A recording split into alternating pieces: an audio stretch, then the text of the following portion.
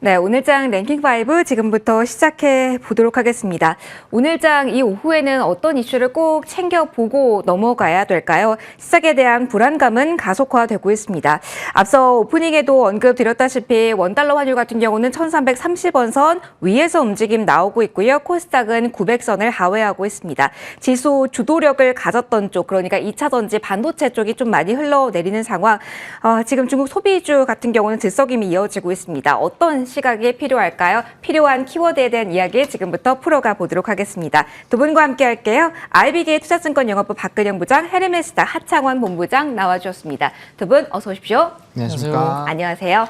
자, 오늘도 시장에 대한 이야기를 좀 곁들여서 해보도록 하겠습니다. 전반적인 분위기도 많이 궁금하실 것 같아서요. 일단 오늘의 키워드는 1위부터 5위까지 이렇게 확인이 되고 있고요. 5위부터 체크해 보도록 하겠습니다. 에코프로에 대한 이야기 중심으로 2차 전지에 대한 이야기를 좀 풀어가 보도록 하겠습니다.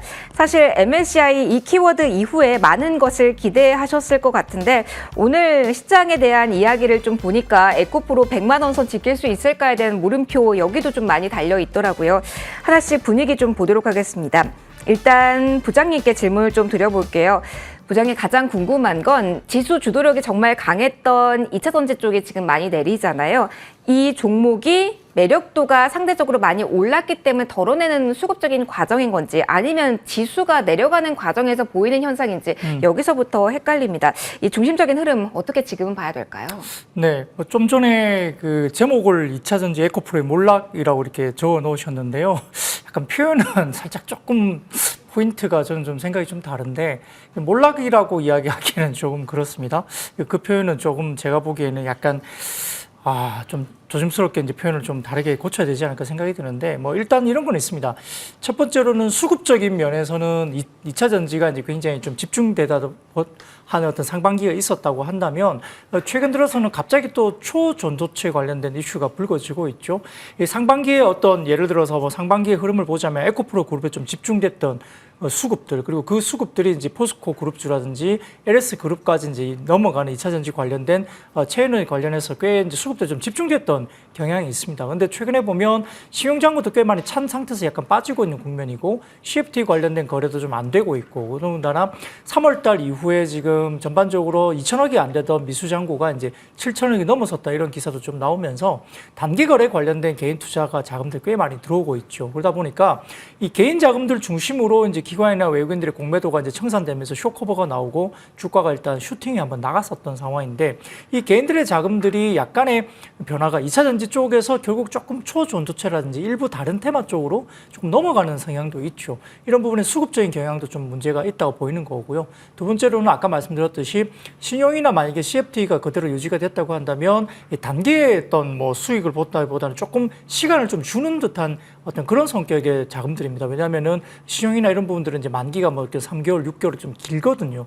근데 이제 미수가 많이 이제 형성된다는 것은 3일 만에 뭔가를 결정을 내야 돼요. 그러니까 네. 미수라는 특징이 3일 만에 결정을 내야 되기 때문에 이런 부분들 관련해서 주가가 상방으로 튀면 상당히 해피하겠지만 하방으로 빠지기 시작하면 이 미수 거래는 결국 손절로 물건들이 또 나올 수밖에 없는 구간이기 때문에 기관 외국인들이 뭐 지금 현재 구간에서는 계속적으로 일부 기관들 좀 되게 보수적으로 이제 리포트가 되게 많이 나왔지 않습니까? 그러다 보니까 기관 외국인들이 지금 사주기에는 좀 기대 난망입니다. 그러다 보니까 개인 투자가들의 이제 어떤 힘으로 주가들이 좀 계속 형성됐던 2차 전지 양극재가 결국은 이런 부분들에서 좀 약간 수급도 분산되고 단기 매매에 집중된 물량들이 많이 나오다 보니까 손절 물량도 지금 이런처럼 좀 빠지기 시작하면서 좀 더 이제 좀 안 좋은 방향으로 좀 가는 것 같고요. 그리고 아까 말씀드렸던 초전도체뿐만 아니라 테마주 관련된 형성들이 좀 다른 쪽으로 분산이 되기 시작했다.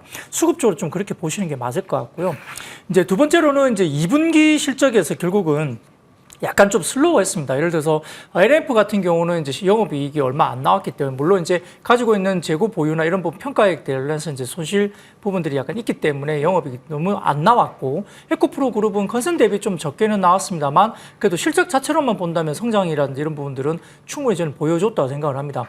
근데 이제 3분기 모멘텀이 조금 아직까지는 약해요. 왜냐하면은 리튬 가격도 지금 빠지고 있고 중국 쪽에서도 지금 탄산 리튬 가격이 지금 24만 위안 정도까지 빠졌거든요. 이게 많이 빠졌다가 30만 위안 위로 올라갔다가 지금 다시 24만 위안으로 떨어집니다. 그렇게 되면 3분기 관련된 판가가 아마 3분기는 2분기보다 판가가 더 빠질 가능성이 있어요. 근데 이 판가만 빠진다고 실적이 안 좋다고 보기는 좀 어렵습니다. 결국은 Q의 증가가 있다 보면 이 판가 빠진 것을 충분히 메이크업할 수 있고 영업이익률이 어느 정도 이제 기본적으로 어떤 세팅이 되어 있는 영업이익률이 있기 때문에 결국은 Q의 증가가 나온다면 실적은 좋을 겁니다. 근데 이제 문제는 Q의 증가가 3분기에 나올 거냐 하는 것에 대한 아직 확인이 안 되고 있고 일부 또 회사들은 지금 보면은 약간의 뭐 올해 소비에 대한 어떤 부분에서 성장률이 약간 정체되는 듯한 뉴스도 좀 나오고 있고 또 일부 회사들은 지금 전기차 출하를 4분기를 좀 넘긴다거나 일부는 또 내년으로 좀 넘긴다거나 이렇게 유럽 시장에서 약간 좀 차질이 조금 있어 보입니다. 그래서 전기차 출하라든지 판매가 3분기에 생각했던 것보다 조금 더디다는 느낌을 좀 받을 수밖에 없어요. 그러다 보니까 3분기는 지나가 봐야 압니다. 지금 뭐 이렇게 출하가 더디다고 느끼면서 뭐 소비가 안 된다 이렇게 볼 수는 없기 때문에 Q의 어떤 증가나 이런 부분들이 3분기에 문제가 없었다라는 것이 확인된다면 일부 판가가 빠진 것에 대한 부분에 대해서는 크게 문제가 되지 않고 주가 리바운드가 나올 것 같아요. 근데 분위기는 판가는 분명히 빠진다. 그리고 Q의 증가는 확인이 필요하다. 이런 국면에서 3분기에 대한 모멘텀이 아주 강력하게 들어오지는 않고 있단 말이죠. 그러니까 이제 다른 쪽으로 지금 뭐 수급이 쏠리면서 초전조체 이렇게 갑자기 또 오늘 상한가 가는 종목도 있고 급등 종목이 꽤 나오고 있기 때문에 이러한 부분에서는 어떤 실적 베이스라기보다는 테마 쪽의 빠른 순환매 때문에 수급적인 2차 전지의 양극재들이 조금은 영향을 받고 있다 보이는데요. 펀더멘탈리 많이 빠지면 결국 싸게 살 수 있는 기회가 될 수 있습니다. 그렇기 때문에 성장성 여전히 충분히 성장성이 있다고 보고 또 양극재 관련된 Q가 증가되는 부분들이 3분기 확인이 된다면 주가는 우상향 그림을 다시 그려질 가능성이 있다고 보는 게 맞을 것 같습니다. 알겠습니다. 앞으로의 가능성, 잠재력에 대해서는 여전히 높이 평가를 해주셨습니다. 본부장님께도 의견 좀 여쭤보도록 하겠습니다.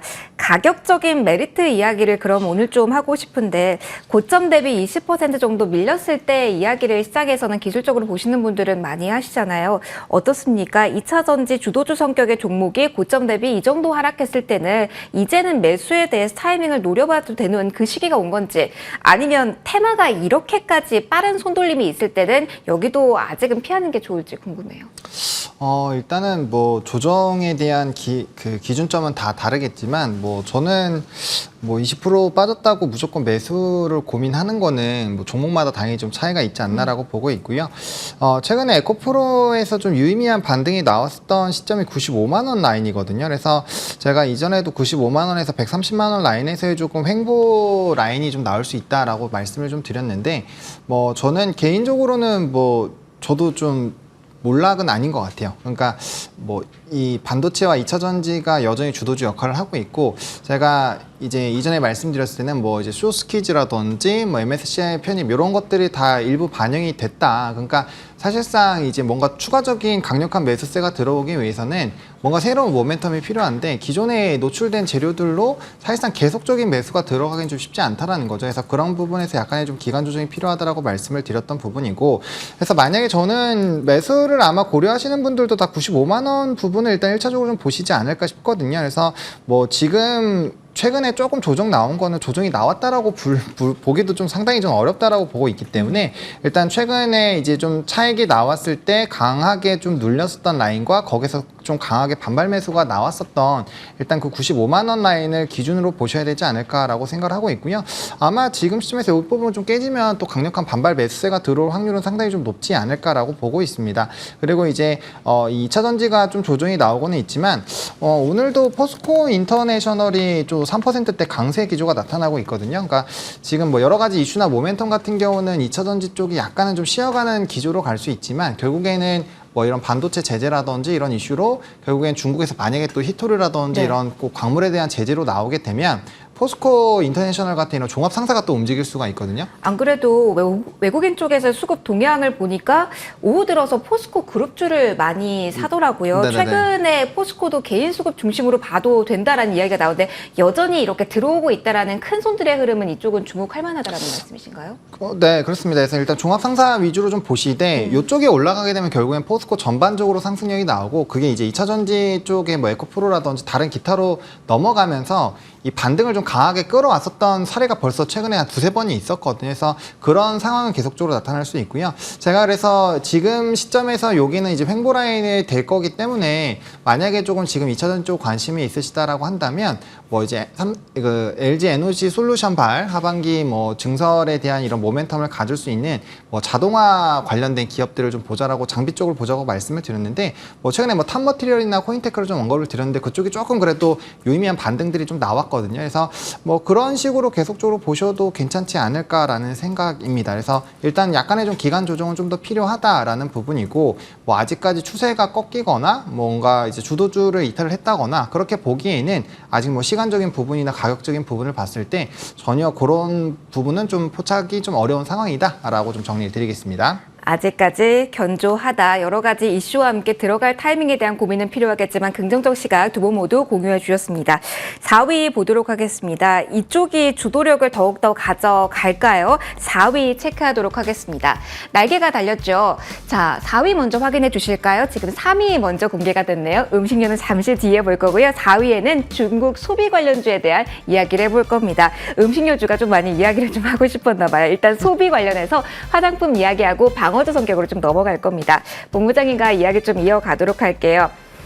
이슈의 무게감에 대해서 지난주 많이 궁금하셨을 것 같아서 그쪽 위주로 질문을 드렸는데 언제까지 더 이어질까요? 일각에서는 반도체 2차 전지 쉬어가는 이유가 이쪽으로의 매수세가 강력하게 들어오기 때문이다라는 이야기도 하던데 어떻습니까? 단기적으로 이번 주까지의 연속성도 기대해 볼 수 있는지 그런 의미에서 신규까지도 괜찮은 자리인지 궁금해요. 뭐 사실상 조금 늦긴 했지만 신규는 여전히 가능하다라고 생각을 하고 있습니다. 뭐 모든 섹터의 모든 종목에서가 아니라 뭐 아직까지 좀 덜 오른 종목군들에서는 충분히 가능하다라고 보고 있고요. 일단은 이슈가 지속이 된다라고 보고는 있는데 이 거래일 전처럼 뭐 전방위적으로 다 오르는 시간은 끝났다라고 보고 있습니다. 그래서 중국 소비주 안에서도 이제 조금 선별적으로 대응을 하셔야 된다라고 보는데 결과적으로 지금 인바운드가 많이 늘어나는 상황으로 진행이 되고 있잖아요. 그러면 실질적으로 인바운드가 나왔을 때 이제 수혜를 받을 수 있는 업종 위주로 보셔야 된다라고 생각을 하고 있고요. 뭐 가장 먼저 보는 쪽은 카지노 쪽입니다. 아무래도 이제 중국과 일본의 VIP 고객이 주 매출원 중에 하나였고 이전에도 뭐 일본 VIP 향 부분만 보더라도 상당히 뭐 코로나19 이전에 한 80%까지는 좀 끌어왔거든요. 그리고 2분기 실적도 뭐 매출액은 거의 세 자릿수대 올라갔고 뭐 영업이익도 대거 흑자 전환을 했거든요. 그래서 그런 부분에서 좀 턴어라운드를 기대를 하시되 이제 중국 VIP가 마카오 쪽을 좀 보시게 되면 좀 회복 속도가 좀 더디거든요. 이게 지금 중국에서는 일부 이제 기업이 또 디폴트 우려가 있기 때문에 부동산 경기가 조금 위축이 되어 있는 상황이잖아요. 근데 중국발 VIP 고객은 그쪽과 연관성이 좀 있기 때문에 그쪽을 좀 주목해서 보실 필요는 있을 것 같고 그 다음에 이제 면세죠. 지금 화장품이 먼저 움직이고 있는데 일단 가지고 있는 상징성 자체가 워낙 커서 그렇다라고 보고 있고요. 저는 화장품 쪽에 연속성 있는 상승력이 나오기 위해선 색조를 빼고 색조 ODM을 빼고 봤을 때는 결국엔 면세가 움직여줘야 화장품이 갈 수 있다라고 보고 있거든요. 그래서 만약에 이런 중국 소비주 쪽으로 보신다면은 일단 저는 카지노와 면세 위주로 보시면 좋을 것 같고 그 이후로 거기서 이제 실적적인 부분이 정말 가셔야되고 움직이는 부분들이 나왔을 때 뭐 화장품이라든지 항공 이런 순으로 조금 더 넓혀가야 된다라고 보고 있고요. 만약에 이 두 개 빼고 좀 더 보신다라고 한다면 뭐 미용 의료기기 정도 뭐 그쪽은 워낙 우리나라에서 시술을 받으려고 하는 이런 수요 자체가 굉장히 크기 때문에 뭐 그쪽을 조금 더 오히려 선순위로 올려서 보시는 게 더 낫지 않을까라는 생각입니다. 가격적인 부담은 의료 쪽은 없을지도 살짝 힌트 주세요. 아무래도 면세할 같은 경우는 많이 내린 구간이었고 의료 미용기기 같은 경우는 여러 가지 실적 베이스로 많이 고점권에 있는 종목이 많아서 어느 쪽에 지금은 뜀박질이 더 강할 가능성 보시나요? 사실상 최근에 시장 기조로 보면은 상승력이 나오는 쪽에서 더 갈 확률이 네. 높습니다. 근데 뭐 저는 두 섹터 다 모두 다 접근이 가능하다라고 생각을 하고 있고요. 뭐 카지노 쪽에서는 뭐 저는 GK를 가장 토픽으로 보고 있는데 가장 좀 더디게 지금 올라가고 있거든요. 그래서 뭐 그런 부분에서의 좀 기회를 포착을 해보셔도 좋을 것 같고 요즘에는 달리는 말이 더 달리기 때문에 네. 미용 의료기기 뭐 주가의 위치 에너지 높기는 하지만 뭐 지금 다시 수요가 더 추가적으로 증가한다거나 특히나 이제 뭐 미용 의료기기 뭐 덴탈 이쪽은 앞으로의 미래 전망도 상당히 좀 좋은 상황이거든요. 수출대에서도 나쁘지 않고요. 그래서 그런 부분에서 봤을 때 뭐 여전히 좀 접근이 유효하지 않을까라고 생각을 하고 있습니다. 알겠습니다. 부장님의 의견도 들어보도록 할게요. 중국 소비에 포커스를 맞춘 쪽만 잘 가나 싶었는데 부장님 또 그것도 아니더라고요. 의류 쪽도 잘 가고 전반적으로 이쪽에 대해서 소비 심리에 대해서 어떻게 전략 가져갈지 많은 분들 궁금하실 것 같아요. 특히 오늘 환율 많이들 들으셨겠지만 강달러에 대한 흐름이 또 이어질 것이다 라는 아이디어도 입장에서도 이쪽 소비 키워드에 어떻게 적용할까도 고민이 되실 것 같아요. 이쪽 방면으로는 어떻게 저희 아이디어 잡아볼까요? 네, 뭐 오늘은 달러엔 환율이 장중 145를 돌파해서 그러니까 1,330원 달러 환율로 3개월 만에 최고치가 올라왔습니다. 아마 심리적 저항대인 N달러 관련된 부분들이 올라가다 보니까 환경적으로 좀 좋지 않고, 그다음에 중국에서 중국 부동산 업체인 벽계원의 채권 11종이 거래 정지가 됐다는 점에서 신용유형 관련된 부동산 이슈 때문에 중국에서 많이 빠지고 있죠, 시장에서. 그러다 보니까 이제 그런 환율 변화가 오늘 시장에서 별로 썩 좋지 않은 것 같고요. 중국 소비주는 일단 많이 들어옵니다. 많이 들어오기 때문에 면세점은 좋아지겠죠. 근데 이제 면세점 들어와서 뭘 사느냐의 문제인데요. 실제 지금 최근에 신용카드 거래액을 보면 예전처럼 화장품을 줄기차게 많이 사거나 그런 분위기가 아니에요. 신용카드 거래액도 보면 지금 전반적으로 몇 배씩 올라가는 쪽이 어디냐면 결국 이제 피부과하고 성형외과거든요. 그러니까 이제 중국인들이 들어와서 과거처럼 화장품을 많이 사간다. 물론 많이 들어오게 되면 예전보다는 좀 더 팔리겠죠. 그래서 면세점 쪽에 관련된 부분이라든지 텍스 리퍼트 관련된 환급, 글로벌 텍스프리나 이런 쪽도 마찬가지인데, 글로벌 텍스프리 가보시면요. 지금 최근에 나오는 것들이 헤드라인에 홈페이지에 올라간 거 보면 화장품 쪽으로 포커싱이 안 맞춰져 있어요. 대부분 다 그 미용 관련된. 작은 소규모 기기 말씀하시는 아니요, 거예요? 아니요. 가정용? 그 홈 미용기기는 안 팔려요. 그거는 네. 효과도 아직은 검증된 게 확실하지 않기 때문에 네. 그것보다는 이렇게 병원 가서 텍스 리펀드가 된다는 게 되게 많습니다. 그래서 피부과 가가지고 텍스 리펀드가 된다거나 성형 쪽으로, 성형보다는 피부 쪽이에요. 그러니까 시술을 받고 가는 거죠. 그런 쪽과 관련해서는 굉장히 좀 텍스 리펀드 포커싱이 좀 달라지고 있다는 거고요. 물론 이제 국내 들어와서 앨범 같은 것도 많이 사기 때문에 기획사들도 당연히 실적이 좀 좋아진 부분도 분명히 있습니다만, 화장품을 많이 사는 것보다 물론 예전보다 많이 살 수 있다. 그래서 화장품 쪽이 좋아지긴 하는데, 대부분 중소형 브랜드들이 최근에 주가가 좋은 것은 중국에서 많이 사줘서 주가들이 좋은 게 아니에요. 대부분 다 미국 시장의 성장이라든지 일본 시장의 성장을 가지고 주가들이 올라왔고, 거기에서 엘프 뷰티라는 미국 쪽의 중저가 브랜드도 엄청난 실적 가이던스 상향이 이루어졌고, 결국은 미국 시장에서도 프랑스 쪽의 브랜드보다는 오히려 프리미엄 브랜드보다는 인디 브랜드들의 약진이 두드러지고, 글로벌 지금 화장품의 성장은 결국 인디 브랜드의 성장인데, 그 근간에는 올리브 영과 같은 H&B가 있다. 그건 미국 같은 경우도 올타 뷰티 같은 올리브 영과 같은 체인점들이 결국 성장하면서 거기에 중소형 화장품들이 그쪽에서 성장하면서 성장을 이끌고 왔기 때문에 아모레나 LG 건강, 그리고 이제 우리가 보는 프랑스의 여타 여러 가지 화장품 제품들 많이 쓰는 분들은 쓰겠지만 저변 확대가 된 건 아니거든요. 그렇기 때문에 결국은 지금의 트렌드를 보셔야 됩니다. 화장품이 다 좋은 거 아니에요. 근데 인디 브랜드가 성장하면 뭐가 성장하겠죠? ODM사가 성장하겠죠. 인디 브랜드가 자체 만들지는 않기 때문에 결국 ODM사가 실적이 좋아진다는 걸 컨셉을 갖고 가셔야 되고요.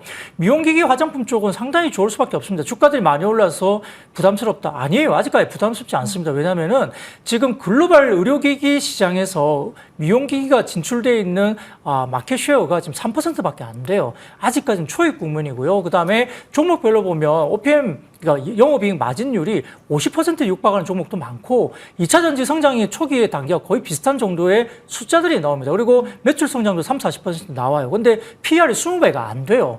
그러면 휴젤이나 이런 여러 가지 톡신 시절 때 2016년도 주가 올라갈 때 40배, 60배 받았거든요. 그런 시장이 미용기기가 왔다는 겁니다. 그리고 수출 비중이 굉장히 높습니다. 지금 일부 종목들은 수출 비중이 80%나 돼요. 그러니까 국내에서 먹고 사는 게 아니라는 거죠. 미용기기는 이미 글로벌리 먹고 사는 거고요. 북미 쪽, 남미 쪽, 일본, 중국 다 들어갑니다. 그런 쪽과 관련된 부분에서 이제 성장이기 때문에 지금 주가가 조금 올라왔다. 밸류에이션 15배, 20배 이 정도입니다. 근데 아직까지는 옛날에 톡신 시장의 성장성과 관련된 부분에서는 오히려 지금 초입 단계이기 때문에 그때 당시에 밸류를 충분히 받을 수 있다 볼 수 있는 거고요. 올해만 성장이 끝나는 게 아니죠. 그래서 지금 2차 전지가 좀 쉬어갈 때 2차 전지가 성장을 했던 주가가 몇 배씩 폭등이 나왔던 이 시점과 비슷해서는 성장률이나 매출 성장, 수출 이런 거 봤을 때는 2차 전지에 거의 버금가는 성장입니다. 그렇기 때문에 미용기기 좀 같이 보셔야 돼요. 그리고 비만 시장이 잘 팔리잖아요. 비만약이 미용기기 같이 갑니다. 그렇기 때문에 이제 초입 구매이다 말씀드리겠습니다. 알겠습니다. 제약바이오에서도 핫한 키워드도 여기에서 연장선상에서 생각해 볼 수 있다라는 아이디어 확장까지 해주셨습니다. 이어서 3위 볼 겁니다. 앞서 공개가 돼서 3위 어떤 키워드인지 다 아시죠? 바로 이 키워드 지금부터 살펴보도록 하겠습니다. 음식료주에 대한 이야기를 지금부터 풀어가 보도록 하겠습니다. 실적 베이스로 해서 움직이는 종목들이 많은데요. 음식료에 대한 이야기 하창한 본부장님과 함께 해보도록 하겠습니다. 사실 지난주 후반부터 농심에 대해서 전부터 시장 반응 뜨거웠고요. 그런데 좀 빠르게 반응이 나오고 있어서 이 변동성 어떻게 봐야 될지 삼양식품 같은 경우는 오늘 상한가 진입했다 풀렸다 반복하는 구간 오리온도 실적이 좋았거든요. 전반적으로 이 먹거리 음식료에 대해서 라면 조금 더 확장해서 볼게요.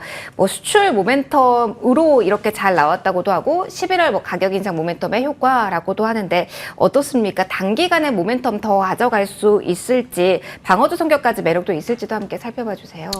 저는 일단 긍정적으로 보고 있는 상황입니다. 일단은 이제 내수에서 가격 인하 관련된 이슈가 있었고 거기서 좀 단기적인 조정이 나왔는데 결과적으로 지금 해외에서의 이런 뭐 수출 데이터라든지 뭐 점유율 같은 경우도 상당히 좀 좋은 상황이거든요.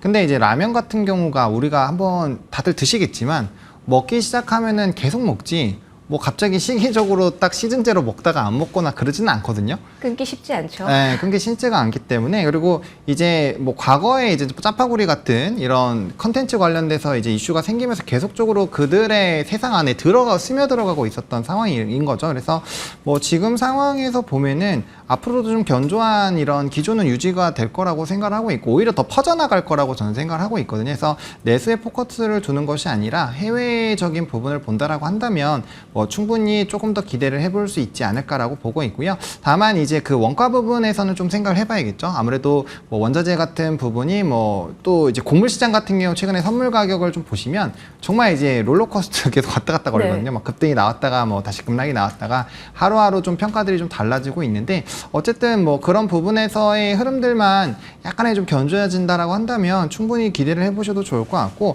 다만 오늘 뭐 이제 삼양식품 같이 불닭볶음면으로 엄청나게 또 핫하게 또 주가가 급등이 나왔는데 뭐 이런 거를 좀 잡아 나가기는 좀 쉽지 않겠지만 뭐 농심이나 이런 것들 같은 경우 뭐 전고 좀 돌파해서 움직이고 있기 때문에 뭐 이런 부분들은 좀 접근이 유효하지 않을까라고 생각을 하고 있습니다. 앞서 정부의 압박도 있었잖아요. 그래서 라면 가격을 인하하기도 했고요. 그 인하한 결과가 3분기쯤 반영돼서 그건 리스크 요인이다라는 이야기도 있던데 여기에 대해서는 지금 당장 크게 생각 안 해도 사실 괜찮나요? 뭐 최근에 리포트를 또 읽어보시면 내수보다는 이제 해외 정도를 좀 많이 포커스를 두고 있고 충분히 그 이제 하락분을 상쇄하고도 남는다는 평이 좀 많은 상황인 것 같아서 그리고 이제 아무래도 내수의 규모보다는 사실 글로벌적인 부분이 훨씬 더 중요하다라고 보고 있고 뭐 그쪽에서 잘 진행이 되고 있기 때문에 물론 이제 또 보다 더 강력한 뭔가 정부의 정책들이 나온다고 한다면 일시적으로는 또 부정적인 영향을 받을 수가 있겠죠. 근데 앞서 말씀드린 것처럼 지금 원자재 쪽에서의 가격 변동이 상당히 조금 롤러코스터급으로 나오고는 있지만 그래도 이렇게 높아지는 기준은 아니거든요. 그래서 그런 부분에서 본다라고 했을 때는 뭐 상당히 영향이 좀 제한적이지 않을까라고 생각을 하고 있습니다. 내수보다는 해외 모멘텀에 집중해보자라는 음식료 쪽에 대한 공략 아이디어 받아봤습니다. 2위로 바로 넘어가도록 할게요. 2위는 실적 베이스로 잘 올라갔던 쪽의 브레이크 어떻게 볼지 좀 묶어서 살펴보려고 합니다.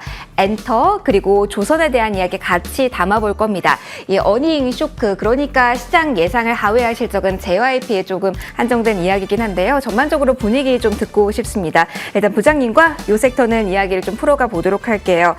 뭐 MSCI 편입된 종목들의 급락이라고 봐야 될지 조선 쪽에서는 하나오션 그리고 엔터 쪽에서는 JYP의 하락폭이 좀 두드러지고 있습니다. 특히 JYP는 오늘 실적 나오면서 그 이후에 움직임 가파른데 실적 기대주였잖아요. 두 섹터 모두. 그 이후의 반응 이제 이렇게 나왔을 때 3분기를 진행해가면서 어떤 시가 필요할지 궁금하실 것 같아요. 지금 자리에서 포인트 정리 부탁드릴게요. 네, 하나오션은 원래 좀 밸류에이션이 비싸다는 이야기가 계속 돌아왔습니다. 최근에 급등을 했었고요. 실적에 대비해서는 시가총액 밸류가 좀 비싸다는 조선주 가운데서도 굉장히 좀 보수적으로 굉장히 좀 경계하는 리포트들이 꽤 많이 나왔었기 때문에 하나오션이 빠지는 것에 대해서는 크게 이견이 없을 것 같아요.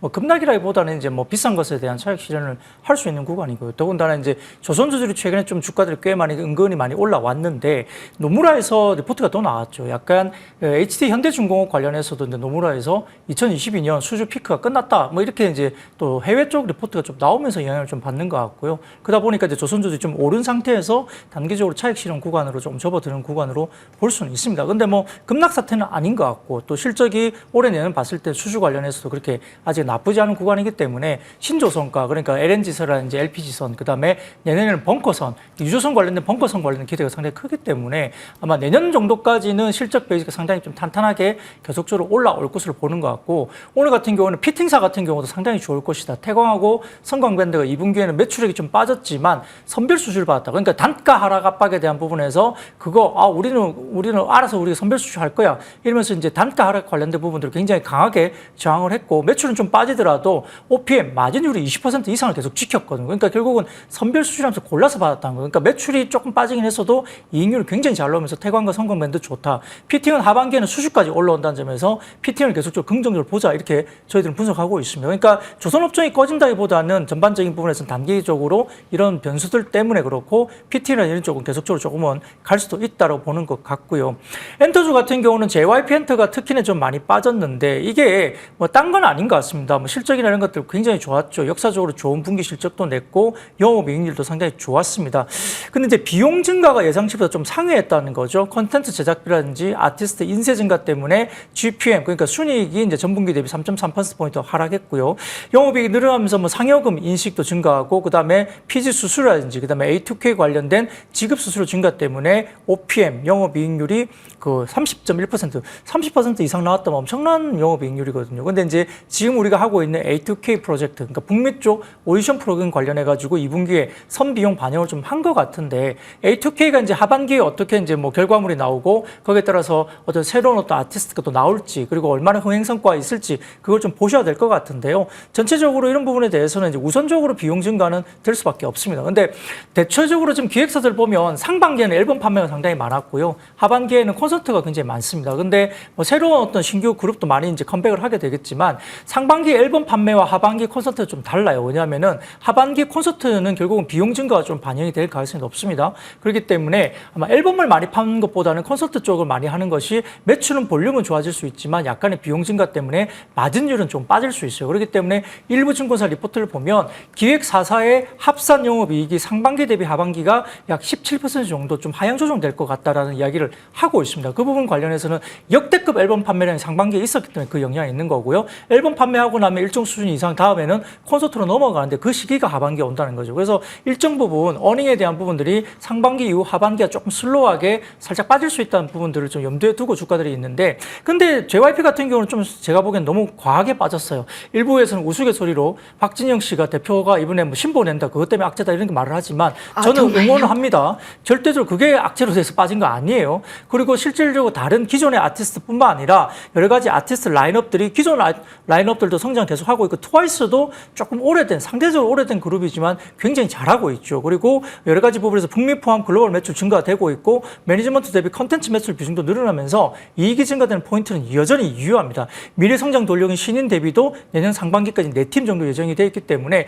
라인업도 괜찮아요. 그래서 저는 오히려 급락이 뭐 좋게 싸게 살 수 있는 또 구간으로 볼 수 있는데 이런 부분들을 극복하려면 결국 지금 하고 있는 돈을 들였어. 근데 A2K가 실패야. 이렇게 나오면 조금 더 컨설은 안 좋아지겠죠. 다만 A2K의 성과라든지 그다음에 하이브의 알리온덱스 같은 북미 현지 공략 관련된 이 컨텐츠가 어떻게 성공 여부를 따지느냐 이거에 따라 하반기 분위기 좀 달라질 수 있고요. 기본적으로 하고 있는 본연의 어떤 사업에서는 상당히 성장 구간은 여전하다 볼 수 있겠습니다. 알겠습니다. 조선과 엔터를 바라보는 좀 시각 차이가 있을 듯하네요. 여기에 대한 포인트도 잘 챙겨보시고요. 마지막 키워드 살펴보겠습니다.